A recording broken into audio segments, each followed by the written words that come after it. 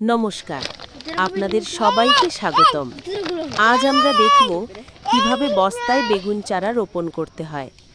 যারা ছাদ বাগান বা অল্প জায়গায় বাগান করতে ভালোবাসেন তাদের জন্য এটি একটি দারুণ পদ্ধতি। প্রথমেই একটি বড় এবং মজবুত বস্তা নিন।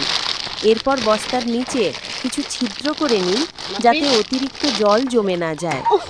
এবার বস্তাটিকে বেলে দোআঁশ মাটি, জৈব সার এবং কিছুটা কোকোপিট মিশিয়ে প্রস্তুত করে নিন। এই মিশ্রণটি আপনার বেগুনের চারাকে প্রয়োজনীয় পুষ্টি যোগাবে। মাটি প্রস্তুত হয়ে গেলে আলতো করে বেগুনের চারাটি বস্তার মাঝখানে বসিয়ে দিন। চারা বসানোর পর চারপাশে মাটি দিয়ে ভালোভাবে ঢেকে দিন এবং হালকা করে জল দিন। খেয়াল রাখবেন চারা যেন অতিরিক্ত জল না পায়। বস্তায় চারা রোপণের এই পদ্ধতিটি খুবই সহজ এবং কার্যকর। এতে আপনি আপনার পছন্দমতো জায়গায় বাগান করতে পারবেন। এছাড়াও বস্তায় চারা লাগানোর ফলে রোগ পোকার আক্রমণও কিছুটা কম হয়।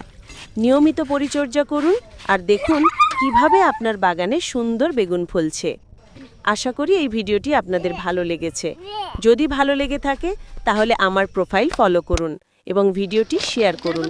আপনাদের মূল্যবান মতামত কমেন্টে জানাতে ভুলবেন না। সবাই ভালো থাকবেন, সুস্থ থাকবেন।